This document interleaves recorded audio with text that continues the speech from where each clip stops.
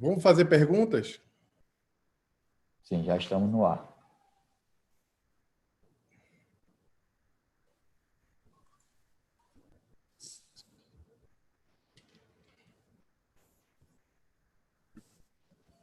Boa tarde a todos. Estamos aqui para mais uma live na Casa dos Humildes.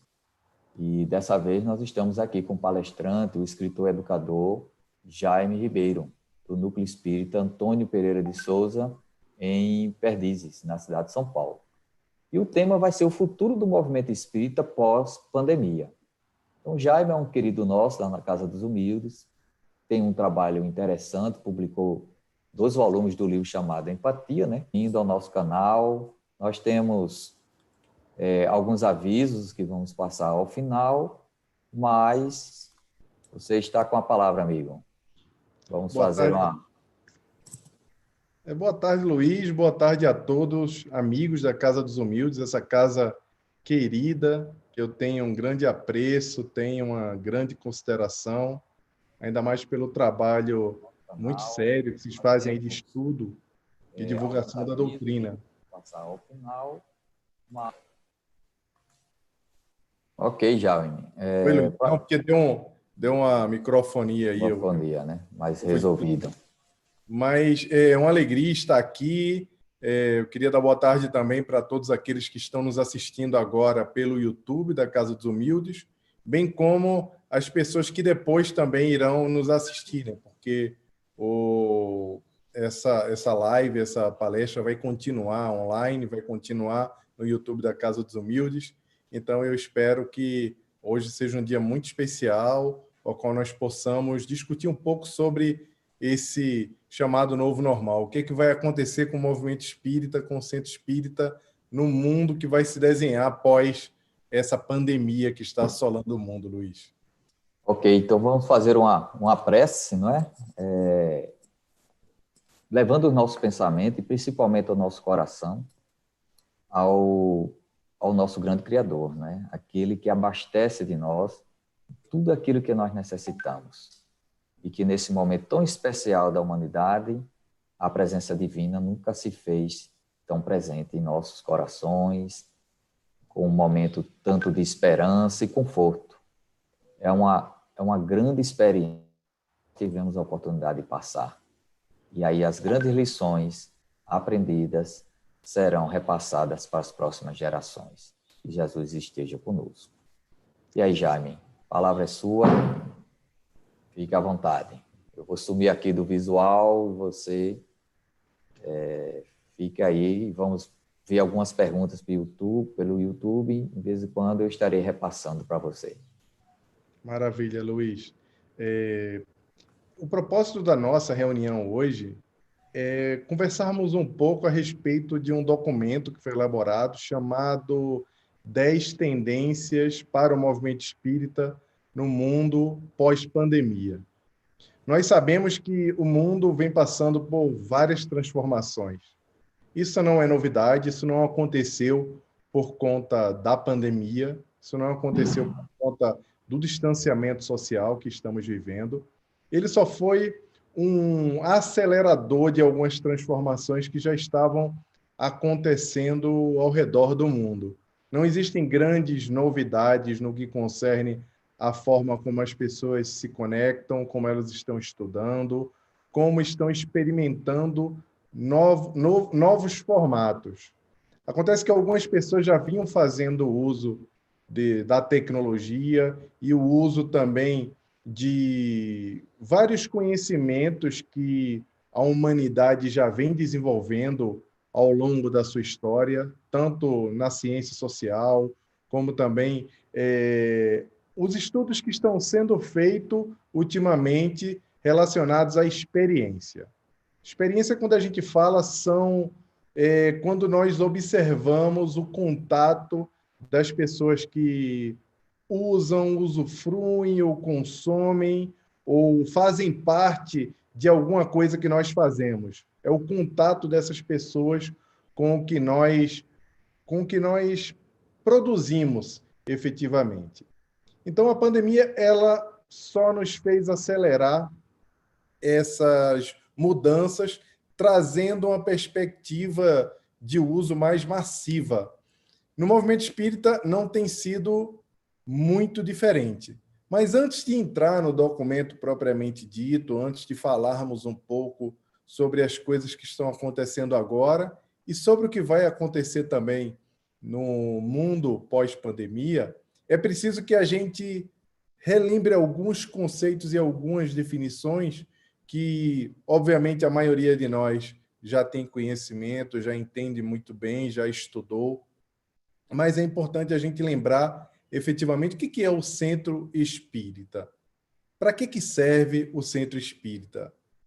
Nós sabemos que o centro espírita é a célula de disseminação da doutrina espírita e é onde existe a reunião, o congraçamento, como a Federação Espírita Brasileira fala, dos seus adeptos. Inclusive, nós temos alguns livros que tratam sobre o conceito do centro espírita. Um dos que eu gosto muito é o do Herculano Pires, que, por sinal, está até aqui comigo, perto da minha estante, que é esse livro aqui, que ele fala que se os espíritas entendessem efetivamente a função, o significado do centro espírita, o espiritismo já seria hoje o maior movimento cultural e espiritual da Terra.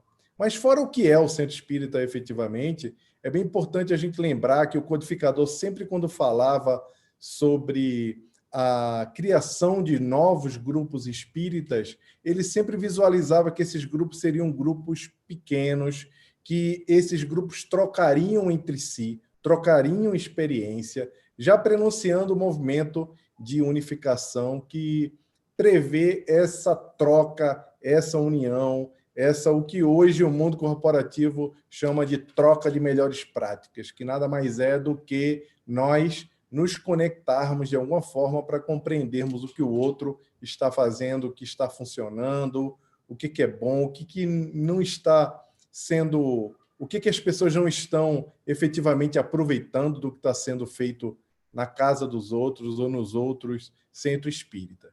Mas sabemos também que o centro espírita é uma escola da alma. Nós sabemos que o centro espírita, e a gente fala muito no centro espírita como escola, alguns espíritas levaram isso tão ao pé da letra que construíram instituições que mais parecem universidades. Todo mundo com pastinha, tudo muito sistematizado, tudo muito engessado, com certificações que, por meio dessas certificações, as pessoas se habilitam a um outro nível de estudo, a um outro nível de conhecimento.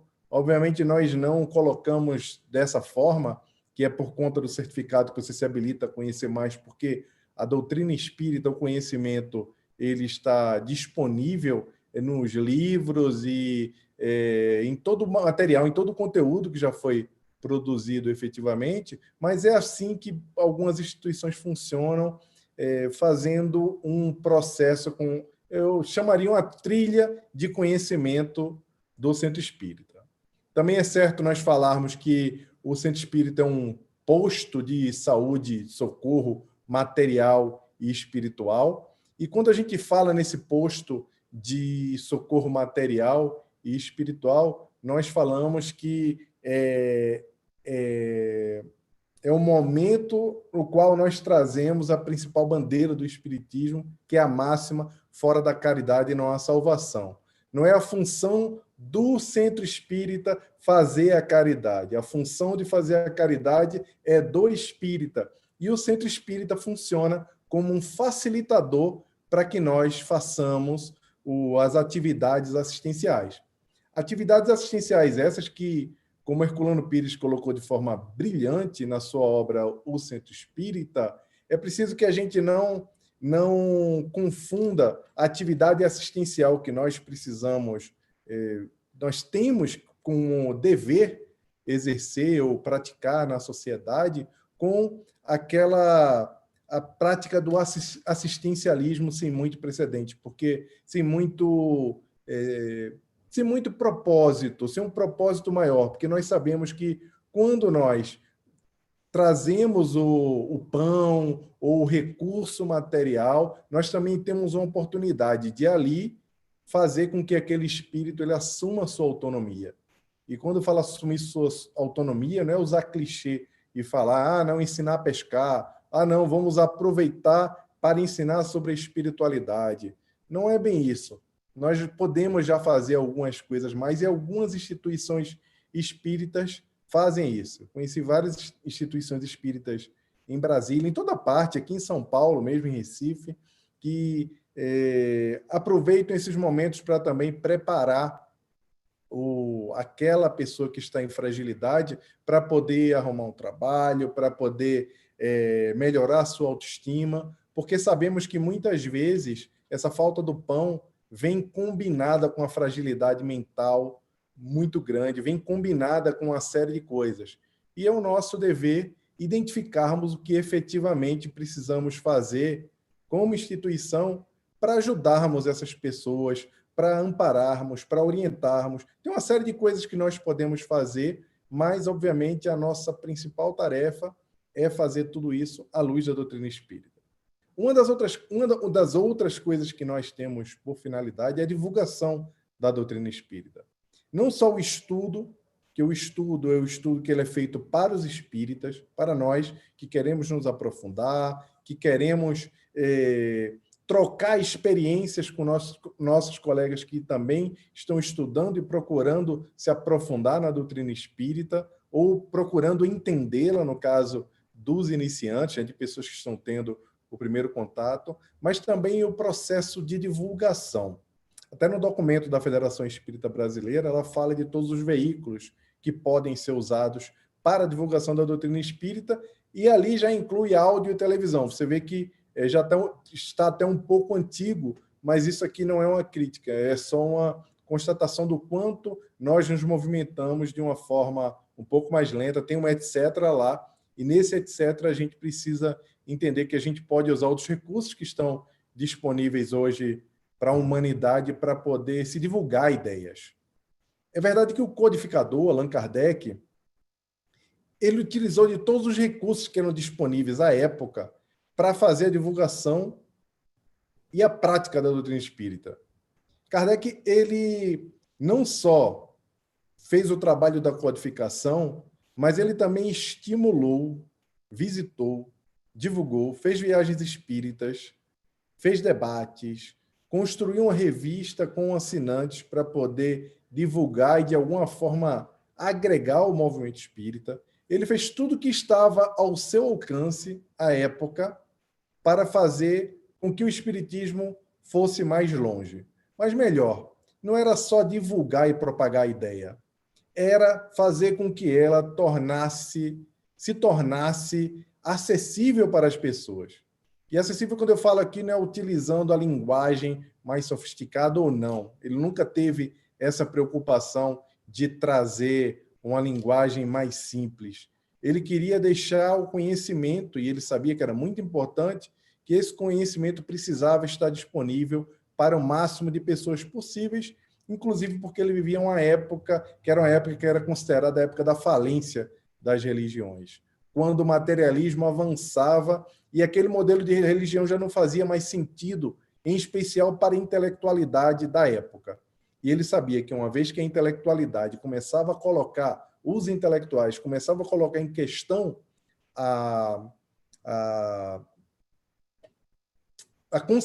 as consistências religiosas, era só uma questão de tempo para isso se desdobrar para as outras classes. Vou utilizar classes sociais, porque, de alguma forma, aquela época, ainda hoje é um pouco assim, mas aquela época, o acesso ao conhecimento era um privilégio também. Não eram todas as pessoas que tinham acesso às rodas intelectuais. Mas, em nenhum momento, o codificador pensou que não deveria fazer alguma dessas atividades porque alguém não teria acesso. Não era todo mundo que podia pagar a assinatura da revista espírita, mas ele continuou publicando a revista espírita até o seu desencarne. Ele continuou fazendo o trabalho. Não era todo mundo que podia comprar livros naquela época. Livro hoje, inclusive, ainda já tem uma acessibilidade maior, o mercado editorial se transformou completamente, mas existem algumas pessoas ainda que não têm acesso a livro. Elas não conseguem comprar. Imagina aqui no Brasil, né, que mais de só 40% dos brasileiros leem e uma infinidade de brasileiros não compram livros. Se nós estivéssemos só ancorados ou dependendo da leitura dos livros para levar a mensagem da doutrina espírita, nós estaríamos andando muito mais lentamente. Porque, apesar dos espíritas, segundo o IBGE, 27% dos espíritas terem nível superior, e isso pressupõe-se que as pessoas leiam, que elas têm uma intimidade maior com as letras, isso necessariamente não é verdade, né? Tem muita gente que tem nível superior, se formou, mas não tem o hábito da leitura. O que eu quero dizer é que o Kardec, naquele tempo, ele usou todos os recursos e nós, como espíritas, devemos fazer o mesmo. Vou falar de uma forma bem simples, nós devemos utilizar todos os recursos disponíveis para divulgar a doutrina espírita. E aí, um dos grandes enganos que nós temos quando nós pensamos sobre esse assunto é que usar a tecnologia ou usar recursos que são considerados recursos sofisticados, que vamos combinar que não tem nada de sofisticado, mas usar YouTube, todo mundo tem acesso a vídeos no YouTube há alguns bons anos. A maioria dos brasileiros usam o WhatsApp, não tem nada de sofisticado em trocar mensagem ou fazer chamadas de vídeo pelo WhatsApp. Nós fazemos para nos divertir ou para falar com o ente querido. Podemos usá-la também para outros recursos úteis, como confortar pessoas e fazer com que as pessoas tenham conteúdo, acesso a conteúdos bons também. Tem muita gente fazendo piada, tem muita gente fazendo e produzindo conteúdo doutrinário que não é tão confiável. Tem muito guru na internet fazendo trabalho de autoajuda, indicando como é que em 7 dias as pessoas podem se libertar de alguns gatilhos mentais ou evoluir espiritualmente por meio desses atalhos espirituais, como eu chamo, mas tem pouco conteúdo ainda relevante e bom sendo disponibilizado na internet. Por que eu considero que o conteúdo ainda é pouco? Porque nós ainda tivemos muita dificuldade em iniciar a produção desse conteúdo. E eu estou falando em vídeo, eu estou falando de uma série de coisas. Nós sabemos que tem iniciativas, como eu falei na live recentemente, pioneira, que a dela, a pioneira começou aqui na Casa dos Humildes, com o blog do Bruno Tavares, que, por sinal, tem uma coisa curiosa sobre a análise do trabalho que o Bruno faz, é que muitas vezes eu indaguei a eles, ou algumas pessoas indagam, mas, Bruno, qual é o alcance do blog? Quantas pessoas leem, quantas pessoas compartilham, quantas pessoas interagem? E quando você faz esse tipo de pergunta para o Bruno, automaticamente, a primeira coisa que ele responde já isso não importa. O que importa é que eu continuo fazendo o trabalho de forma consistente e o trabalho está lá, ele está disponível e pessoas interessantes vão encontrá-lo.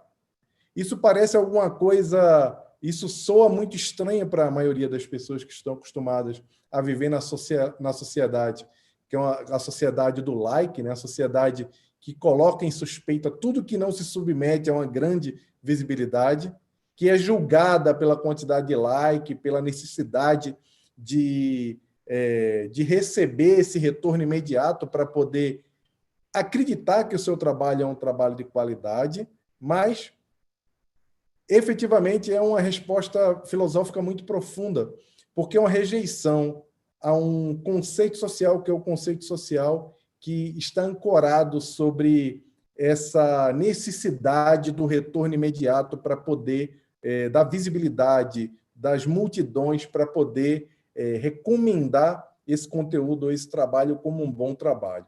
E a gente sabe que a espiritualidade não está interessada em multidões. Quando eu, no documento, coloquei algumas considerações sobre reuniões, sobre a utilização, a transmissão dessas reuniões por canais de streaming como o YouTube, ou como estamos fazendo aqui agora, usando a plataforma Zoom para poder multiplicar para o YouTube, para outros canais. Quando nós falamos no documento que as casas espíritas disponibilizariam Wi-Fi para as pessoas e que elas começariam a fazer essa transmissão,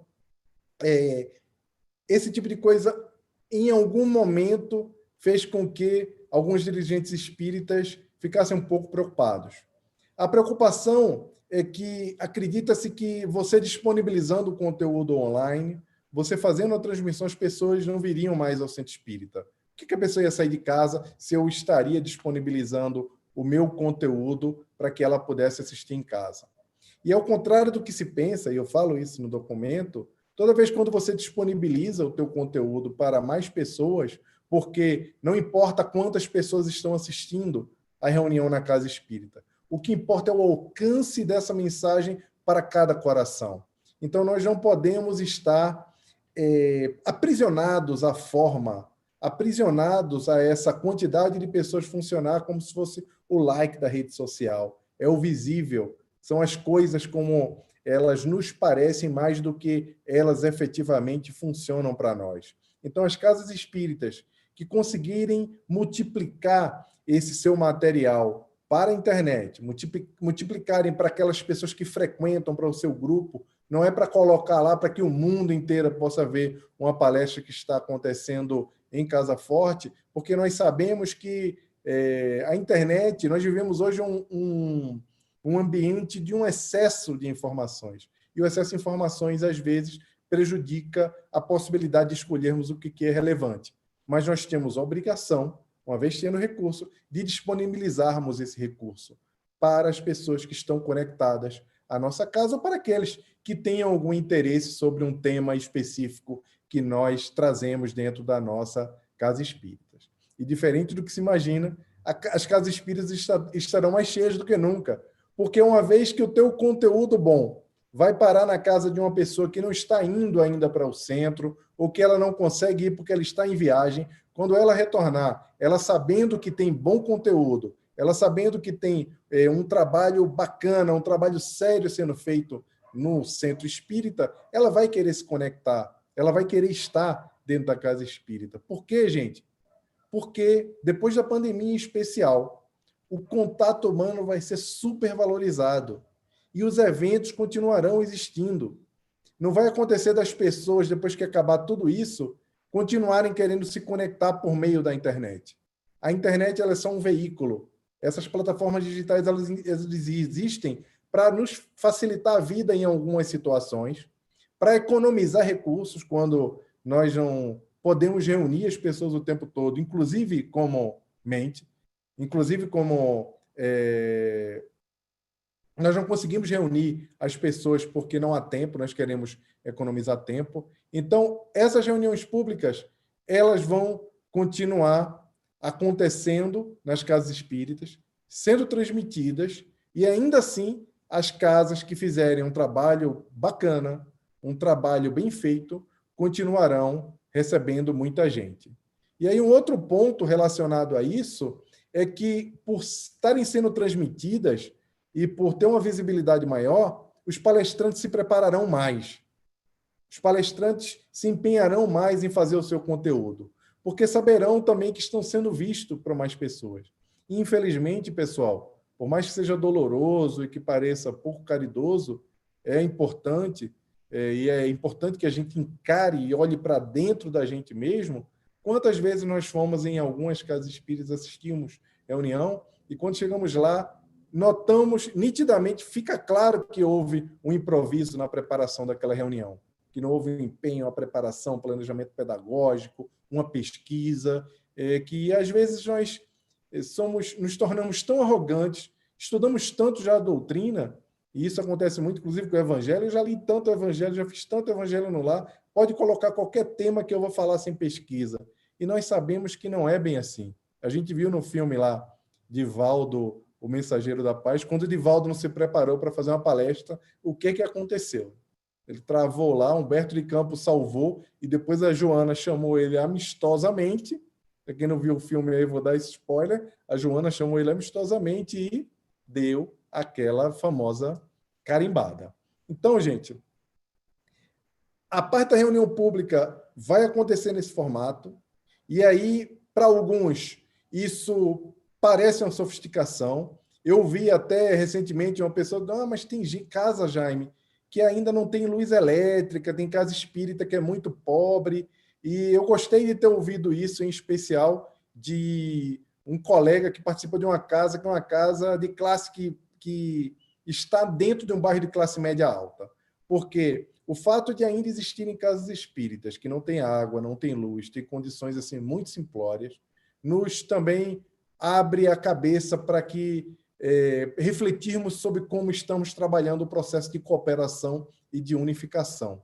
E não um papel federativo, mas um papel de cooperação humana, quando pessoas precisam parar para entender o quanto podem ajudar aquele que tem menos do que a si mesmo, né? Do que a nós. Se tem alguém que tem menos e eu tenho mais, por que eu não estou ajudando? Vou dar um exemplo prático.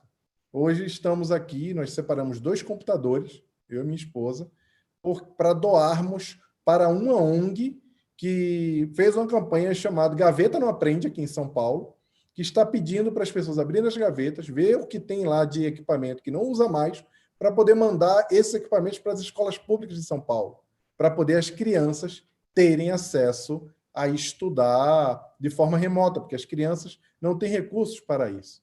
Aqui está, ao invés da gente dizer que a gente não vai progredir, dizer que a gente não vai pensar em como a gente pode alcançar mais pessoas, conectar mais pessoas, usar os recursos que existem, como Allan Kardec fez, a gente começar a liderar campanhas para ajudar aquelas instituições ou aqueles indivíduos que ainda não têm a possibilidade ou a vantagem que nós tivemos de possuir um equipamento para poder assistirmos vídeo no YouTube ou fazermos qualquer outra tarefa. Isso fica muito claro que a gente também precisa refletir sobre essa diferença. Porque, ainda sobre esse assunto, imagina se Gutenberg, quando tivesse inventado lá a prensa, ele levou 5 anos para imprimir aquela Bíblia. E era muito caro comprar esse livro, e há muito pouco tempo era muito mais caro, né? Vide quem fez faculdade aí sabe o quanto é caro comprar os livros técnicos. Imagina se ele tivesse desistido de desenvolver a tecnologia que ele desenvolveu para nos proporcionar a existência de livros hoje, porque naquela época as pessoas não poderiam comprar os livros. Imagina se Thomas Edison, quando fosse inventar lá o dínamo, fazer com que a luz, a lâmpada, se tornasse uma realidade para a gente, ele pensasse que todo mundo já tinha lamparina e que algumas pessoas, inclusive, não tinham dinheiro para comprar o gás para a lamparina e era um excesso ele estar se preocupando com a energia elétrica. Então, essa narrativa de que nós não podemos desenvolver as nossas possibilidades, ela não faz muito sentido quando a gente fala na lei do progresso, ainda mais porque nós, como seres autônomos, pessoas que entendemos que temos um papel na sociedade, ainda não estamos fazendo o suficiente para cooperar com as pessoas que têm menos que nós mesmos. A gente precisa repensar um pouco mais sobre isso. E isso entra também dentro da mesma questão das reuniões públicas, os estudos que são feitos em grupo. Estudos em grupo que muitas vezes nós acreditamos que é só replicar pelo Zoom, é só replicar pelas plataformas, mas não é bem assim que vai acontecer. Os estudos, eles serão híbridos. Por quê? Nós sabemos que as pessoas que valorizarão mais o contato humano, como nós falamos agora há pouco, mas também nós precisaremos de momentos para nos conectarmos mais com as pessoas. Nós precisaremos desses momentos menores, que era o que Kardec queria dizer quando ele falava que os grupos seriam menores, para nós podermos aprofundar algum assunto. Quer um exemplo prático de como isso acontece? O estudo que é feito na sexta-feira na própria Casa dos Humildes. O estudo que é feito do livro Pensamento e Vida, aqui no núcleo Antônio Pereira de Souza. Porque agora não vai ser mais da mesma forma. Não dá mais simplesmente para a gente voltar para o centro, acreditar que a gente vai abrir os centros da mesma forma e que vai continuar a tarefa exatamente como era antes, porque não vai acontecer mais assim. Então, esses estudos serão híbridos. As pessoas terão momentos dentro das casas espíritas para trocar um pouco mais e aprofundar, mas esses estudos também continuarão online. Eles acontecerão um dia online, outro dia presencial, ou um dia presencial e em um outro horário eles serão online para poder tirar dúvida e fazer esse tipo de discussão. Mas os grupos de estudo, os grupos de leitura, eles vão continuar se multiplicando e acontecendo online. Porque uma coisa muito comum que acontece também nas casas espíritas hoje é que nós pegamos os livros e fazemos um estudo sequencial. Só, gente, que sendo bem prático, Os jovens, em especial, eles não vão submeter a passar 3, 4 anos estudando um livro. Gente, 3, 4 anos é o tempo de um curso superior. Ninguém consegue ficar estudando o céu e o inferno 3 anos, lendo ponto a ponto. A não ser que o propósito prioritário dessa reunião seja fazer uma espécie de terapia em grupo. Que as pessoas estão lá, na quinta-feira vão ao centro para poder se ver, para poder trocar ideia, fazer uma leitura conjunta. Mas a gente sabe que esse tipo de coisa não vai agradar as novas gerações. Simplesmente porque hoje nós vivemos num mundo de excesso de conteúdo, mas dentro desse excesso de conteúdo tem muita coisa relevante. Existem muitas coisas que nós precisamos ligar, que está acontecendo agora na nossa vida, com o conteúdo da codificação. Eu falo que a codificação espírita é o spoiler do conhecimento moderno. Que o que está ali é o que hoje vivemos, o que hoje aprendemos, é um desdobramento do que foi revelado pelos espíritos. E isso é bem verdade. Isso é muito verdade. Mas como é que a gente vai continuar estudando codificação espírita sem estar olhando para o tempo atual? Como é que vamos seguir apenas a leitura do livro ou o planejamento de uma apostila sem analisar as coisas como estão acontecendo agora? Por mais tentador que seja, por mais que nós estamos fazendo isso desde o século passado, porque as nossas instituições foram formadas no século XX, a gente sabe disso, só que nós somos pessoas do século XXI. A doutrina espírita é uma doutrina que foi criada no século XIX. Atemporal, mas ela é praticada dentro de instituições do século XX, com formatos do século XX, mas ela é vivida por nós, pessoas do século XXI. Nós hoje vamos a um museu, tem uma experiência audiovisual para o museu. Se uma exposição não tiver experiência audiovisual, ela não serve. Ela não funciona. Ela não conecta pessoas. Imagina hoje você chega para um jovem e diz que ele, para compreender um pouco como funciona a justiça divina, ele precisa passar 3 anos estudando o seu inferno dentro da casa, lendo parte a parte de um livro. Por isso os cursos serão mais curtos. As pessoas vão estudar. Ah, Jaime, curto como 1 mês, 2 meses, 6 meses. Gente, eu não sei. Em alguns lugares será 1 ano, 1 ano e meio, em algum lugar menos do que isso. O que eu digo é que as pessoas terão que se preparar para fazer o estudo, e quem está estudando também tem que ler em casa. Porque se é para ler um livro, eu leio em casa. Eles estão disponíveis para nós. Os grupos servem para nós aprofundarmos, para nós pegarmos a justiça divina e ir lá beber na fonte do Joana de Ângeles e trazer o que ela fala sobre a justiça divina. É compreender se existe alguma ligação entre o conteúdo que a gente vem estudando ao longo de tantos anos com aquilo que está sendo estudado no momento, ou que está sendo falado no mundo. Um exemplo prático disso é quando a gente fala sobre a aliança da ciência e da religião. Quando a gente vai falar sobre isso, via de regra, a gente imagina, e há um bom tempo a gente espera isso, que vai acontecer alguma descoberta do espírito no laboratório. E que a composição atômica do perispírito será descoberta. Ou esperamos que algumas dessas sondas que nós mandamos para o espaço retornem para a Terra dizendo que existe uma comunidade mais evoluída, espíritos evoluídos que vivem lá em Júpiter, e que isso já estava descrito lá na Revista Espírita. Isso não vai acontecer dessa forma. Isso já vem acontecendo, só que a gente precisa ter um pouco mais de análise sobre o nosso tempo. Quando a gente fala na ciência da aliança da ciência e da religião, a gente já vê o Fórum Econômico Mundial de Davos, a gente vê grandes cientistas e pensadores, a gente vê a economia, a gente vê todas as ciências já falando que as habilidades humanas serão as grandes protagonistas do homem no futuro. Quando Davos fala isso no Fórum Econômico Mundial, ele está dizendo que a gente está dizendo há muito tempo, que Jesus já fala há mais de 2000 anos, que ser bom é bom para o mundo, que o indivíduo precisa desenvolver as suas habilidades humanas para que o mundo seja um lugar melhor. Ou, como dissemos nós na codificação espírita, que o mundo precisava da nossa transformação moral para poder construirmos uma nova sociedade. Se isso não for a aliança da ciência e da religião, quando a economia, quando as ciências mais frias que existem no nosso planeta, no nosso mundo, ela faz esse tipo de afirmativa, Imagina o que vem acontecendo de transformação social por conta dessas considerações. Mas essa é a parte de reuniões. Essa parte de reuniões, essa coisa de ter reunião híbrida, mais curta, isso dói pra caramba, porque mudar dói, gente. Dói. A lei do progresso, por isso que a lei do progresso, Allan Kardec nos falou, e os espíritos responderam a questão sobre eu acho que é 793, se não me falha a memória, quando ele fala que o progresso, quando ele não acontece na velocidade por ordem das coisas, sempre vem alguma coisa para provocar a ruptura.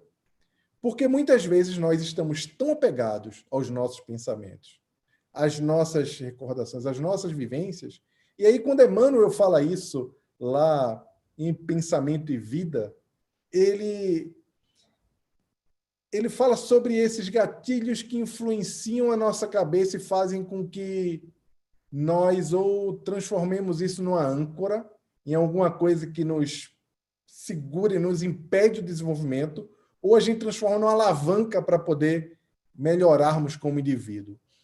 Essas prisões que nós temos na nossa cabeça, elas não só acontecem das existências anteriores. Quer ver? Eu vou tangibilizar um pouco agora sobre o que acontece conosco na prática. Eu fiz ciências exatas, eu sou engenheiro químico e me especializei em marketing, gestão de negócios e decidi estudar as habilidades humanas por interesse e por influência da doutrina espírita. Mas quem estudou humanas, as pessoas que escolheram estudar humanas, boa parte delas fizeram isso porque odeiam matemática, odeiam física, odeiam química, escolheram fugir da matemática, escolheram porque se sentiam mais confortáveis no campo das ciências humanas.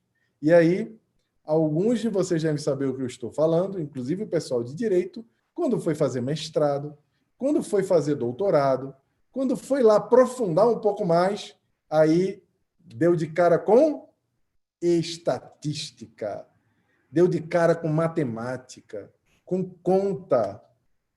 Isso vem acontecendo também com a psicologia, com tantos outros campos de análise. Porque se nós não fizermos, não usarmos a matemática, não usarmos a ciência em 360, ou o conhecimento como um todo, nós não conseguimos tirar conclusões científicas. Olha que triste. E aí, usando para o nosso meio hoje, alguns de nós deixamos de fazer o que se chama de letramento digital, ou nos aprofundarmos um pouco mais, entender como funciona a tecnologia, porque achávamos que não precisávamos. A gente vai no centro, não tem nada de tecnologia. A gente vai na igreja, para os católicos, não tem nada de tecnologia. A gente vai no café, também não precisa de nada disso, ainda aceita dinheiro, ainda aceita cartão, eu ainda vou no banco tirar meu dinheiro, ainda tem gente lá para me atender, apesar de que é muito pior o serviço dessa forma, era muito mais fácil fazer tudo pelo aplicativo, eu rejeito esse tipo de tecnologia. Deixa isso para o meu filho, para o meu neto, fica o tempo todo ali com o celular. Ah, não quero fazer reunião online, o negócio é presencial, não precisa, pega lá 2 horas de ônibus ou 3 horas, prefere pegar 2 horas, pegar lá usando a linguagem aí de Recife, o Rio Doce Barra de Jangada, né? Eu pensei aqui no trajeto mais longo, pegar o Rio Doce Barra de Jangada para poder ir numa reunião do que fazer uma reunião online, poder passar 1 hora aí, ter que aprender um pouco mais sobre tecnologia. A má notícia é que veio a pandemia. E quando a pandemia chegou, essa tecnologia que a gente rejeitou para usar para todas as coisas, inclusive para dentro do centro espírita, apesar de nós sabermos que já é importante, nós rejeitamos o uso da tecnologia dentro das nossas salas, dentro da estrutura do movimento espírita, porque era mais confortável. Aí olha que pegadinha o destino faz. O destino vem, traz aí a pandemia e nós precisamos fazermos reunião pelo Zoom, precisamos falar um pouco mais pelo WhatsApp, ver as pessoas pela tela do computador e uma série de pessoas fizeram à força o letramento digital. Eu estou dizendo que é melhor falar pelo computador, que é melhor falar pela tela. Não. Falei isso para minha sobrinha Lisa, que mora aí, inclusive, em Casa Forte. Quando ela perguntou por que eu tinha viajado para visitá-la, você não poderia falar com ela pelo FaceTime. Ela falou isso no carro, estávamos indo à praia quando eu fui a Recife, tem um pouco mais de um ano, quase 2 anos, que eu lembro que eu contei isso no Congresso Espírita de Uberlândia. E ela, por que você vem presencialmente? Eu falei, olha, o dia que inventarem um celular, que eu posso passar os meus braços e eu abraçar você, aí eu não venho mais. Ou se eu conseguir, pelo celular, sentir o cheirinho da sua cabeça. E ela ficou rindo para mim. Já inventou? Ela falou, não, titio, então eu vou continuar vindo para ver você, porque eu preciso ver vocês e abraçar vocês. Mas, voltando à questão do curso, aulas diferentes, salas diferentes. As salas, aquelas salas que as pessoas ficam lá olhando para frente com o professor ensinando tudo, ou até mesmo as circulares, onde as pessoas ficam só participando, esperando, levantando a mão para falar. Esse tipo de sala não favorece o trabalho de troca e de interação. Então, novos modelos de salas surgirão. Surgirão os mesões, onde as pessoas vão poder interagir, onde as pessoas vão poder conversar a respeito de conteúdo. Inclusive, gente, vai se usar celular. Em algumas instituições, fala-se, desliga o celular quando entrar no centro. Tem até instituição que tem um recado lá, desliga o bip.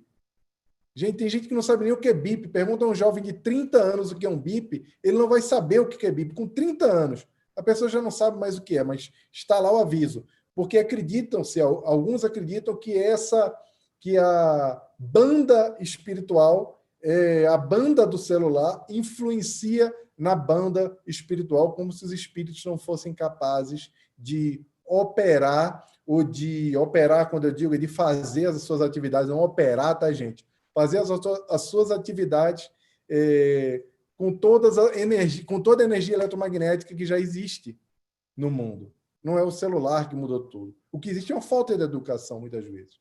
E aí existe para o museu, dentro da faculdade, dentro da escola. A gente vai no museu tirando selfie o tempo todo, que você não consegue. Tem gente que prefere tirar uma selfie com a obra do que efetivamente ver a obra. Tem gente que vai para show, fica filmando o show o tempo todo, nunca vai ver aquele vídeo, nunca mais. Não sei se vocês conhecem gente assim. Se vocês conhecem, depois você pega esse vídeo, printa e manda como se fosse um bullying para um amigo, tá? Brincadeiras à parte, pessoal, eu não consigo entender como você está no show do seu artista preferido, do seu cantor preferido, e você fica lá filmando e não está vendo a pessoa, está olhando para a tela, e você poderia ver pela tela em casa, e você está ali, pode interagir e fica filmando, para nunca mais ver aquele vídeo. Isso é uma deseducação digital. Isso aí é uma puxada de orelha? Não. Isso faz parte do processo de aprendizado que nós ainda não temos. Afinal de contas, nós não somos nativos digitais. Então, isso muda como vai ser esse processo das reuniões. Uma outra coisa, pessoal, é em relação à experiência. E aí o grande bloco, que é um bloco que a gente fala no documento das tendências do futuro do Espiritismo, que quem quiser baixar o documento está aqui embaixo na descrição do vídeo no YouTube, pode baixar para ler, manda e-mail, se conecta comigo pelo Instagram, manda lá direct. O máximo das pessoas eu consigo fazer, eu consigo responder, né, quase sempre. E aí, gente, a parte da experiência. A experiência vai mudar completamente. Por que a experiência vai mudar? Porque as pessoas não vão mais estar... as pessoas vão observar mais coisas como higiene. Então, a maioria dos centros são muito bem asseados, mas existem algumas instituições que ainda pensam, olha, não deu para comprar o papel higiênico, porque a gente teve que fazer tal coisa. Gente, vai ter que ter sabão, vai ter que ter álcool, vai ter que estar limpo, porque isso vai acontecer no restaurante, no museu, na escola, na faculdade, e no centro espírita não vamos poder evocar a simplicidade para poder esconder algumas falhas nossas de gestão. Isso vai fazer com que os gestores espíritas precisem ter um pouco mais de criatividade, porque vai aumentar o custo.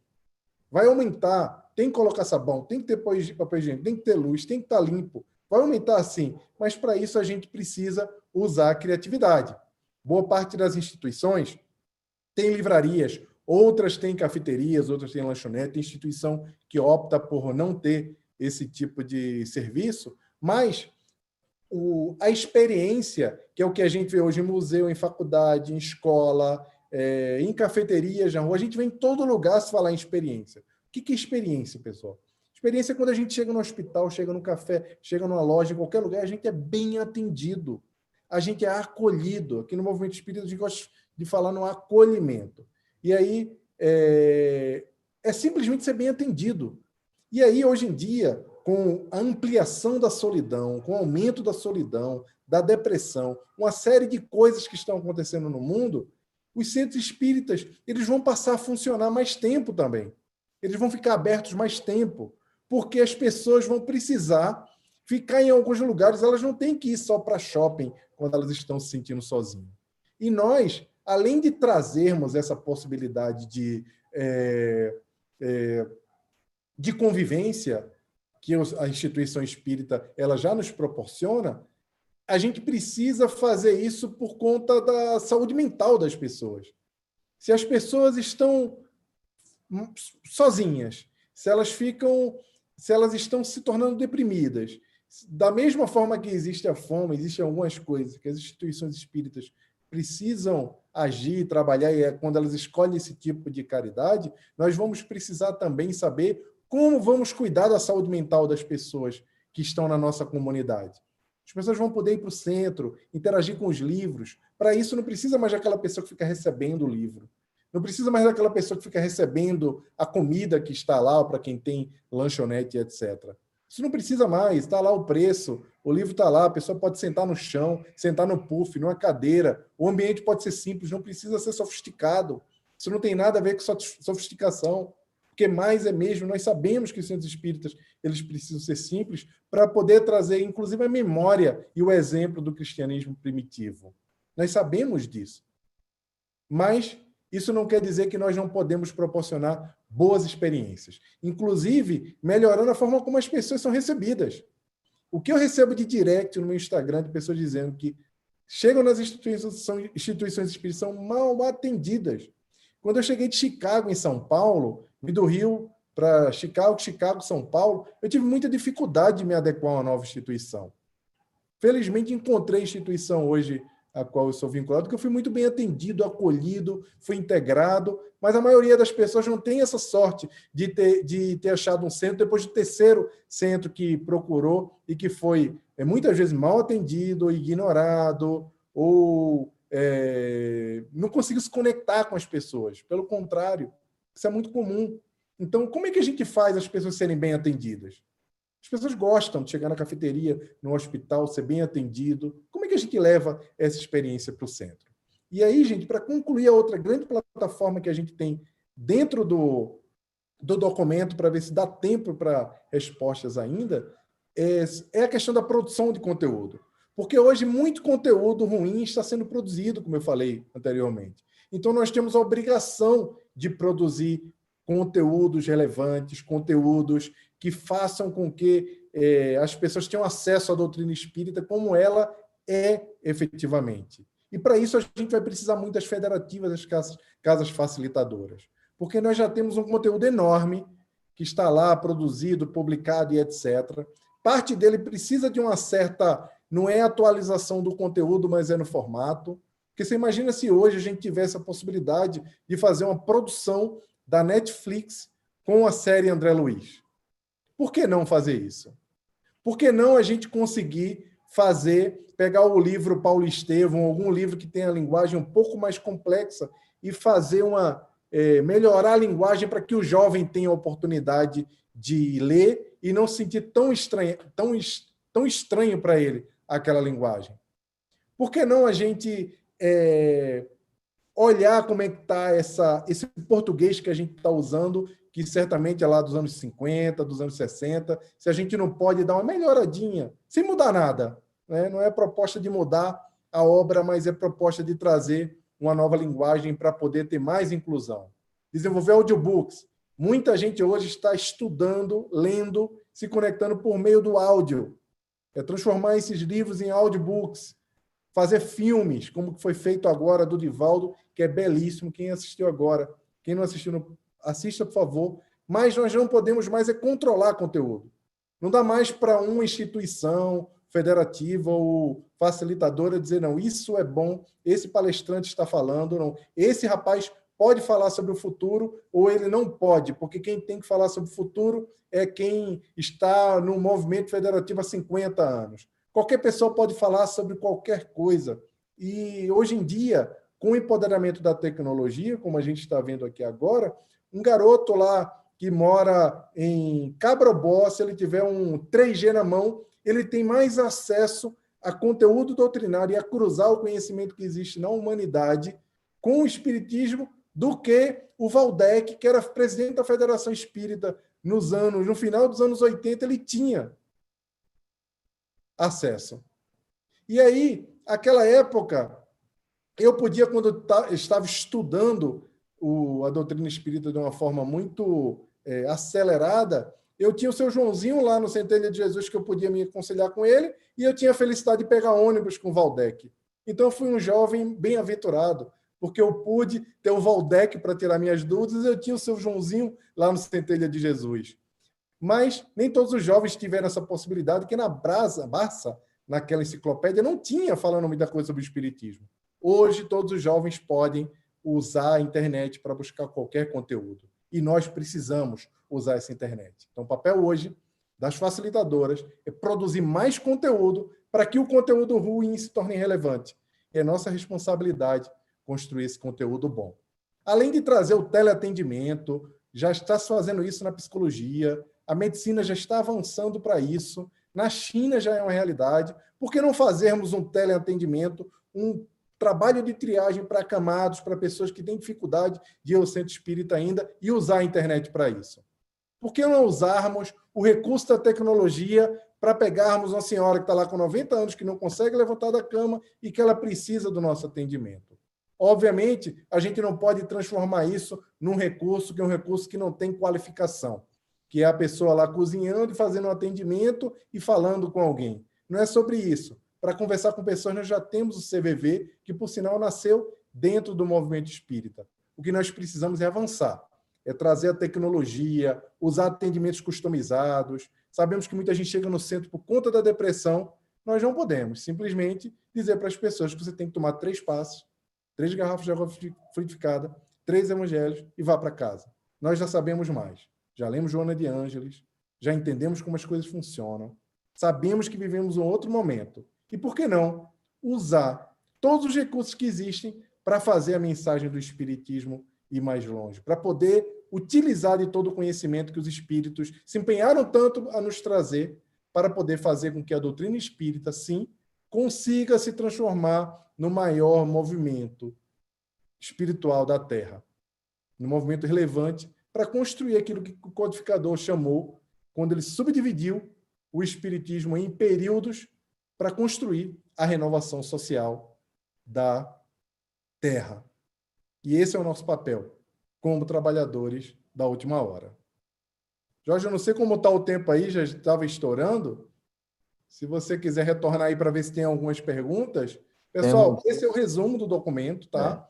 Temos 6 minutos e alguma falha deu, que não saíram perguntas pelo YouTube, está vindo pelo canal lá da Casa dos Humildes. Mas temos 6 minutinhos, faltam 1 ou 2 assuntos, fica à vontade ainda. Eu aviso aqui pelo chat. Tá, tudo bem. Então, pessoal, existem algumas iniciativas que nós precisamos trazer para refletir sobre esse momento. Porque o que a gente fala no documento, que é o que vai acontecer no mundo pós-pandemia, já vem acontecendo agora. Como vai ficar o trabalho mediúnico, Jaime? Eu não tenho ideia. Existe uma multidiversidade de como isso é feito ainda em todos os lugares do Brasil. É muito difícil a gente falar em algum modelo. Na verdade, tem sido bem difícil nós falarmos em modelo ultimamente. A única certeza que a gente tem é que boa parte das pessoas estão tentando acertar, trazendo alguns modelos de divulgação, de conexão e de reunião. O que a gente não pode é ficar parado. O que a gente não pode é porque a gente escolheu aquela história lá que eu falei de porque escolhemos a humanas, nós ficarmos com medo da matemática. Porque escolhemos não trazer a tecnologia para a nossa vida, não quer dizer que ela não exista. Porque enquanto nós não... Deixa eu ver que chegou... Enquanto... Ah, tá. Chegou uma pergunta aqui. Enquanto nós não conseguirmos compreender... Vou fechar o chat aqui, tá, gente? Enquanto nós não conseguirmos compreender que o recurso da tecnologia, os recursos do avanço da experiência, porque eu não estou falando só sobre tecnologia, quando a gente fala em integrar, em aumentar uma área de recepção da instituição, quando a gente fala em integrar a livraria, integrar tudo, para que as pessoas simplesmente fiquem mais tempo na casa espírita, para que elas vão para lá para conversar sobre espiritismo, sobre o que quer que seja um ponto realmente de acolhimento, isso não tem nada a ver com tecnologia. Pelo contrário, isso tem a ver com o acolhimento que a gente pode dar para fortalecer a saúde mental das pessoas. Então, outras coisas que vão acontecer é o processo de gestão. Hoje em dia, todo mundo vai lá e pega o carnezinho para pagar o sócio, sócia, leva o carnê. Gente, quantas vezes eu esqueço o meu carnê para pagar a minha mensalidade na instituição que eu faço parte? Não precisa mais disso. Hoje tem PicPay, PagSeguro. O WhatsApp agora está vindo com um sistema para transferir dinheiro. O processo da livraria também. Hoje em dia, os centros gastam uma fortuna para ter estoque com livraria. É difícil escolher e etc. Está muito perto agora das editoras, grandes distribuidoras, fazerem um processo de parceria com as instituições e fazer o que eu chamo de split de pagamento, que é quando eu compro um livro dentro de algum site, automaticamente o dinheiro vai para a editora e vai para a instituição que eu faço parte. Isso é simples, isso é possível de fazer, isso é bem fácil, só que nós ainda não fizemos.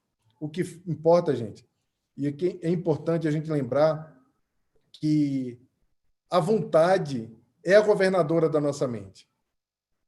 Emmanuel, no livro Pensamento e Vida, no capítulo A Vontade, ele fala sobre isso de uma forma primorosa, nos lembrando que a vontade é a grande gestora da nossa mente. Só que quando ela é bem orientada, a vontade é o que vai fazer com que nós possamos fazer essa transformação. Vamos sair da zona de conforto. Precisaremos sair da zona de conforto. Coisas que nós fazíamos há tanto tempo, nós vamos precisar fazer diferente. Mas nós somos gestores das casas espíritas. Somos pessoas que estamos aqui para adequá-la e deixá-las para a nova geração. Então, é nossa obrigação sair dessa zona de conforto e trazer novas possibilidades de experiência dentro da casa espírita. Eu vou olhar umas perguntas aqui para a gente já caminhar para o final, tá, pessoal? Como ficarão as reuniões de desobsessão? Qual seria a sugestão para que houvesse educação ou a conscientização do uso correto da tecnologia no centro espírita? Primeiro, eu vou falar sobre a desobsessão. A desobsessão ainda é uma grande incógnita, como isso pode ser feito. Como eu falei antes, existem vários modelos completamente diferentes no Brasil. Diversos modelos. E, sinceramente, tem gente que diz que não precisa da estrutura física para as coisas acontecerem. Quem fala isso não lê Obreiros da Vida Eterna e não lembra da Casa Transitória de Fabiano. É óbvio que o centro espírita tem um fortalecimento espiritual e uma proteção e uma preparação. Inclusive, a parafernália que a gente usa aqui, tecnológica, existe tecnologia lá do outro lado também. A gente vê isso em diversas obras de André Luiz, ele falando de toda a tecnologia que é usada no plano espiritual. Algumas pessoas terão que experimentar. O que a gente não pode deixar de fazer é a assistência espiritual das pessoas. Porque as pessoas estão em casa, estão sofrendo, estão com problemas, estão enfrentando, como nunca, os desafios familiares, que, via de regra, é o que faz com que as pessoas se desequilibrem mentalmente, emocionalmente, e aí nós estamos paralisados, sem conseguir fazer muita coisa. Precisamos reforçar a oração, mas precisamos também encontrar esse gabarito. Ficaria muito feliz se alguma instituição iniciasse algum tipo de trabalho, mas eu não sei ainda essa resposta. É importante que eu fale dessa forma sincera com vocês. E sobre a conscientização do uso correto da tecnologia. Primeiro, a gente tem que definir o que é correto e o que não é correto no uso da tecnologia. Então, desligar o celular no teatro, todo mundo desliga. Desligar o celular na hora da reunião pública, todo mundo tem que desligar. Se você está usando numa reunião de estudo que precisa consulta, eu faço consulta na Kardecpedia, no centro que eu frequento aqui em São Paulo. Quando eu tenho algum estudo, alguma dúvida, eu abro a Kardecpedia lá e olho. Eu nunca nem perguntei se era permitido, nunca parou na minha cabeça para pensar se eu deveria olhar o Google ou não ao longo da reunião de estudo. mas eu acredito que sim, porque estamos ali para discutir sobre o nosso conhecimento e sobre o que a doutrina espírita fala para nós. Então, a conscientização, ela pode ser feita de várias formas. Na parte de gestão digitalizada, que é o item 8, que o Jorge acabou de mostrar para vocês, tem uma parte de comunicação que é feita diretamente. Hoje em dia, nós usamos quadros de aviso. Os quadros de aviso serão menos comuns, porque as mensagens que queremos dar para os frequentadores, elas irão direto no celular dos frequentadores. Como? Pelo WhatsApp, já por outra plataforma, por uma série de plataformas que vocês nem imaginam que eu demoraria aqui 5 minutos falando só sobre essas possibilidades. Porque hoje quem tem filho sabe. Dá uma olhada na agenda digital de crianças. Você recebe input o dia inteiro da escola sobre a atividade do teu filho. Então, se a escola do seu filho pode te mandar informação sobre tudo que está acontecendo na escola, o centro espírita também pode para o frequentador. Só não pode na nossa cabeça. Mas a tecnologia já existe, é barata, é útil e conecta as pessoas. Mas, mais uma vez, eu trago a questão da vontade. É preciso elevarmos o padrão da nossa vontade, como diz Emmanuel no livro Caminho, Verdade e Vida, no prefácio do Caminho, Verdade e Vida. Se nós não estivermos dispostos a mudar a forma como agimos em algumas situações, se ainda continuarmos permitindo que os gatilhos do passado, as nossas crenças, engessem a forma como nós nos comportamos, no capricho que devemos ter para adequar, para fazer o movimento e para fazer com que o Consolador prometido chegue a mais corações, nós estaremos dificultando. E sinto muito dizer, pessoal, estaremos fracassando na nossa missão. Cheios de boa vontade, cheios de críticas a movimentos que possam trazer inovação, cheios de considerações, cheio de boa vontade, mas também cheio de influências das nossas crenças limitantes para fazer com que as coisas não alcancem o seu verdadeiro potencial. Os nossos irmãos evangélicos estão fazendo um trabalho muito bem feito. Estão em toda parte, estão usando todos os recursos, televisão, internet, etc., para levar a mensagem de Jesus por toda parte. Nós também podemos fazer mais, para que o Espiritismo chegue a mais corações. É para isso que nós estamos aqui, para promovermos a reforma moral do homem. E nós, para isso, precisamos usar todos os recursos que estão disponíveis. Chega de preguiça, pessoal. O Cristo precisa de nós. Muita paz. Obrigado, Jair Ribeiro. Isso é interessante porque os nossos predecessores no movimento espírita fizeram as estruturas físicas, fizeram fazer abrir as casas espíritas sem receio.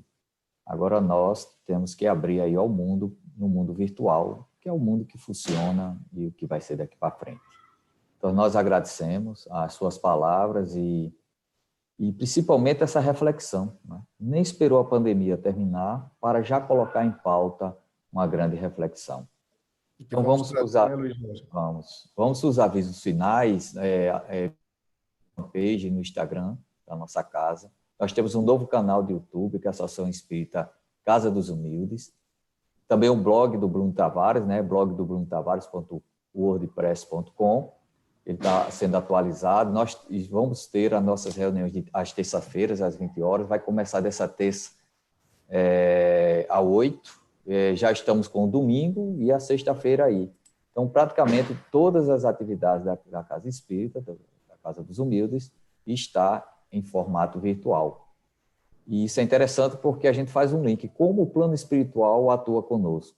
É quase de forma virtual, através dos médiuns, né? Eles passam a mensagem, os canais estão aí.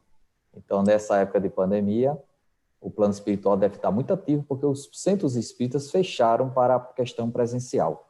E como se dá o tratamento espiritual nesse momento de pandemia? Muito interessante.